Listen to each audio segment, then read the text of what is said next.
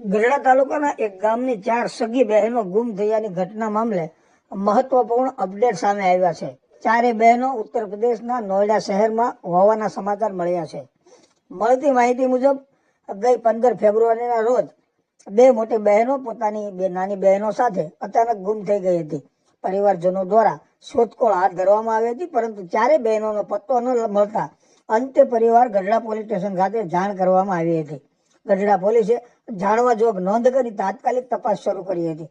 Technical સોર્સના આધારે ગઢડા પોલીસને માહિતી મળી કે ચારે બહેનો નોઈડા ખાતે એક પોલીસ ચોકીમાં સુરક્ષિત છે। આ માહિતી મળતા જ ગઢડા પોલીસની team head constable Niteshbhai Gadhvi, constable Pravinbhai Chaudhari, constable Vijaybhai Harsora અને મહિલા કોન્સ્ટેબલ માયાબેન રતનપરા સામેલ છે। તેઓ તાત્કાલિક નોઈડા માટે રવાના થયા હતા।